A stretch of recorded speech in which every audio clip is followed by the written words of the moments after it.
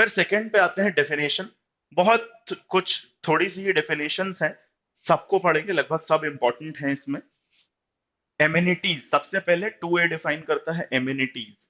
Amenities basically किस चीज को रेफर कर रहे हैं कि लैंडलॉर्ड जो टेनेंट को प्रोवाइड करेगा, क्या क्या सुविधाएं देगा वो एक अपने टेनेंट को। So amenities include supply of water, electricity, passage, staircase, natural light, lavatories, lifts, conservancy, sanitary service, telephone service, TV cable service और अदर लाइक। बेसिक जो एम्यूनिटीज किसी भी टेनेंट को दी जाती हैं वही सब इसमें इंक्लूडेड है। क्योंकि कई जगह ये वर्ड रेफर होगा इम्यूनिटीज आगे, तो उसका क्या मीनिंग होगा यहां से हम डेराइव करेंगे। एपेलेट रेंट ट्रिब्यूनल, जिसके बारे में मैंने आपको बताया, ये हाईएस्ट अथॉरिटी है इस एक्ट की। सो एपेलेट रेंट ट्रिब्यूनल का मीनिंग क्या होगा, जो सेक्शन 19 में दिया है, तो वहां इसको देखेंगे। क्लॉज से भी क्वेश्चन बन सकते हैं कि सेक्शन 2 के किस क्लॉज में डिफाइन है एपेलेंट रेंट ट्रिब्यूनल। बाकी इसका जो मीनिंग है सेक्शन 19 में बताया है, वहां पढ़ेंगे कि कौन अपॉइंट करेगा, कौन ऑफिसर होगा, वो सब वहां पढ़ेंगे। लैंडलॉर्ड, बाकी किसी भी दूसरे रेंट कंट्रोल एक्ट की तरह सिमिलर डेफिनेशन यहाँ पे भी लैंडलॉर्ड की है। आप सबको ये बात बहुत अच्छे से पता है कि लैंडलॉर्ड होने के लिए प्रोमाइसेस का ओनर होना जरूरी नहीं है। कोई भी ऐसा पर्सन जो एंटाइटल्ड है रेंट कलेक्ट करने के लिए, वो लैंडलॉर्ड कहलाता है। जरूरी नहीं है कि वो प्रॉपर्टी का ओनर हो। सेम डेफिनेशन यहाँ क्लॉज सी में दी हुई है। Landlord means any person who for the time being is receiving और एंटाइटल्ड, या तो वो रेंट रिसीव कर रहा है या एंटाइटल्ड है रिसीव करने के लिए, the rent of any premises whether on his own account और as an agent, trustee, guardian, receiver, किसी और के बिहाफ पे भी रिसीव कर रहा है तो वो लैंडलॉर्ड कहलाएगा, भले ही वो ओनर ना हो। That is the crux of this definition. D पे आते हैं, लीज की डेफिनेशन। तो भाई एज सच डिफाइन नहीं करता है राजस्थान रेंट कंट्रोल एक्ट, सिर्फ ये कहता है कि जो डेफिनेशन टीपीए में दी है, ट्रांसफर ऑफ प्रॉपर्टी एक्ट, वही सेम एप्लीकेबल है।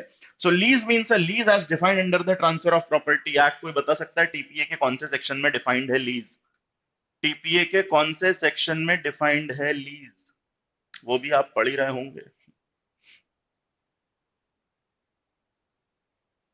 एनीवन? नहीं, 105 में दिया है भाई टीपीए। वही डेफिनेशन यहाँ बोरो करेंगे अपन, 105। All right, Nandini, Zeenat, okay.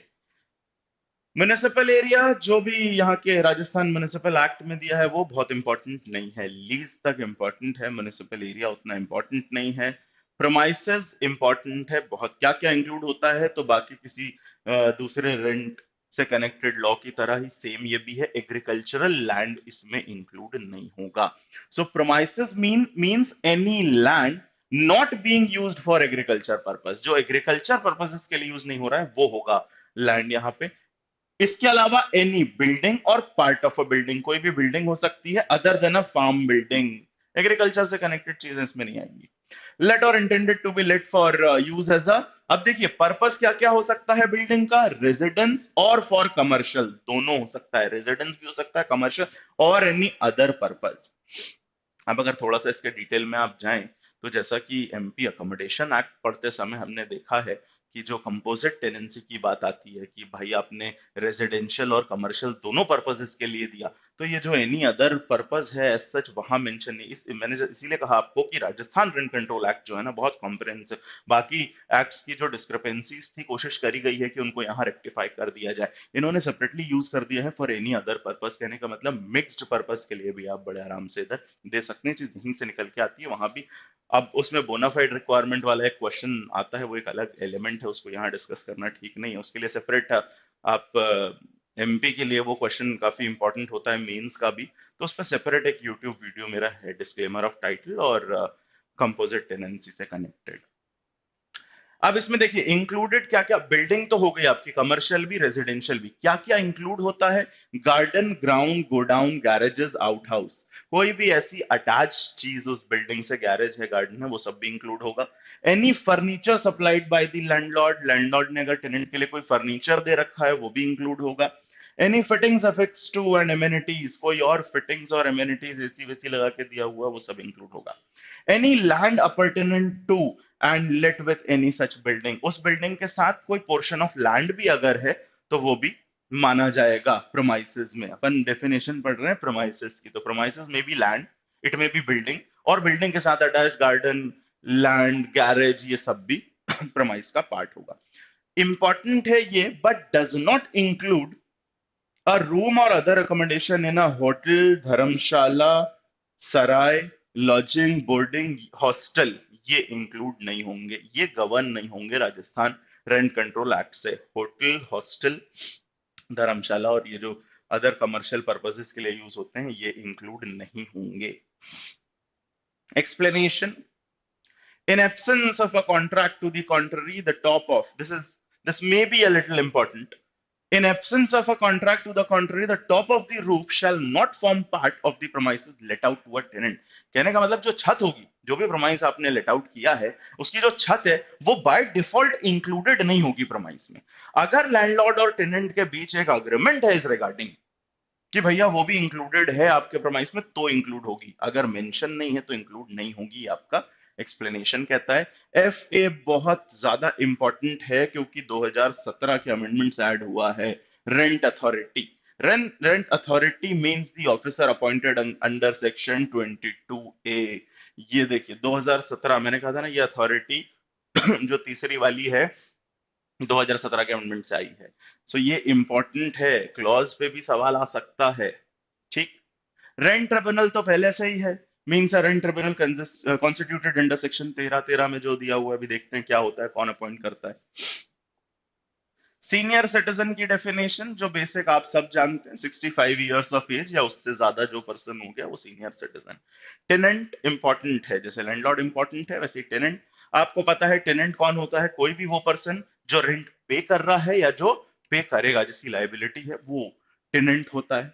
ठीक, the person by whom or on whose account or behalf rent is or but for a contract express or implied would be payable for any premises to his landlord, including the person who is continuing in its possession after the termination।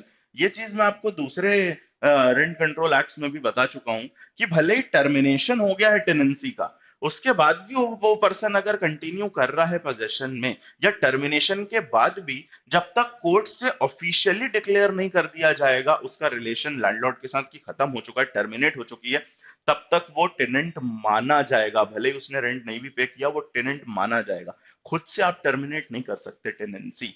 So in its possession after the termination, otherwise then by an order और decree for eviction passed under the probation. अगर वो occupy कर रहा है, possession में है, तो अभी भी टेनेंट है, भले ही आपका period of termination, period of tenancy terminate हो चुका है तब भी।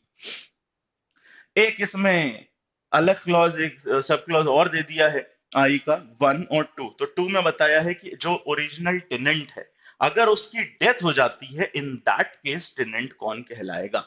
सो in the event of death of the person referred to in sub clause 1 A, in case of premises let out for residential, अगर रेजिडेंशियल पर्पसेस के लिए घर किराए पे दिया गया था या प्रोमाइस किराए पे दिया गया था फॉर रेजिडेंशियल पर्पसेस, इस केस में उसका surviving spouse, son, daughter, father and mother, इनमें से कोई भी उसकी डेथ के समय अगर उस प्रोमाइस में उस पर्सन उस टेनेंट के साथ रह रहा था, तो अब ये टेनेंट हो जाएंगे डेथ के बाद। ठीक, कमर्शियल पर्पसेस की अगर बात करें, बिजनेस पर्पसेस के लिए अगर प्रॉपर्टी दी गई थी, तो टेनेंट की डेथ होने के इमीडिएटली पहले कोई और पर्सन अगर उसके साथ बिजनेस कर रहा था उस प्रोमाइस में, इनमें से कोई spouse, son, daughter, mother, father, यही है, स्पाउस, सन, डॉटर, फादर और मदर, इनमें से कोई भी साथ में बिजनेस उस पोर्शन में, उस प्रोमाइसेस में अगर टेनेंट के कर रहा था और टेनेंट की डेथ हो गई है ना, they will be considered as the tenant. इसके बाद जे में ट्राइब्यूनल की डेफिनेशन दी है। तो tribunal means an appellate rent tribunal और rent tribunal as the case may be. तो ट्राइब्यूनल जो वर्ड है वो दोनों को रेफर करेगा, अपेलेंट रेंट ट्रिब्यूनल को भी और रेंट ट्रिब्यूनल को भी। तो ये था आपका डेफिनेशन क्लॉज। टेनेंट इंपॉर्टेंट है, लैंडलॉर्ड इंपॉर्टेंट है, और जैसा मैंने बताया एक जो सेपरेट क्लॉज आपका आया था इधर पे, एफ ए, वो इंपॉर्टेंट है। रेंट अथॉरिटी बहुत इंपॉर्टेंट है, उसको जरूर मार्क कर लीजिए।